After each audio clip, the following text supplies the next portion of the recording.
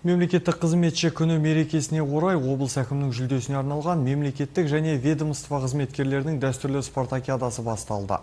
25-ші мәрте ұйымдастырылған жарысқа 26 команда, 1000-ға жуық қызметкер қатысуда. Дәстүрге айналған спорт бәсекесінде облыс әкімінің кубогы сарапқа салынатын болады. Жарысқа облыс әкімі және қала әкімі аппараттарының облыстық басқармалары мен аумақтық департаменттердің құрама командалары қатысуда. Қызметкерлер 9 спорт түрі бойынша сынға түседі. Олар пневматикалық, винтовкадан ату, шағын футбол, үстел теннисі, веложарыс, шахмат, бильярд, волейбол, тоғызқұмалақ, жүзу секілді сайыстарда бағы мен бабын сынамақ. Спорттық сайыстың мақсаты салауатты өмір салтын насихаттау, мемлекеттік басқару органдары қызметкерлері арасында спорт арқылы достық қатынасты орнату. Ауқымды спорт додасы 21 маусымға дейін жалғасады.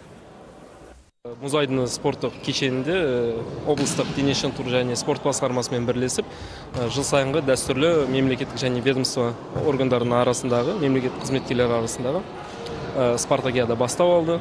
Биыл жаңа спорт түрінің ішінен жүзу сияқты жаңа спорт түрлері қосылды жарысқа. Жалпы жыл сайынғы былтырғы жылдары бұндай жарыстарға тек қана 18-19 ғана команда қатысатын болса, биыл жылдың өзінде 26 команда едәуір көбейіп отыр. Бұның мемлекеттік қызметшілердің арасындағы бұқаралық спортқа қызығушылығының артқан бірден-бірі дәлелі. Дәстүрлі өтіп жатқан спартакиадаға азаматтарға арналған үкімет корпорациясы бірінші рет қатысуда. Облыс әкімінің мемлекеттік қызметшілер күніне орай ұйымдастырып жатқан спартакиадасының алғашқы күнінде пневматикалық мылтық атудан нәтижелі екінші орынды көрсетіп, үздіктер қатарына шықты. Алда спорттың 8 түрінен жарыстар болады.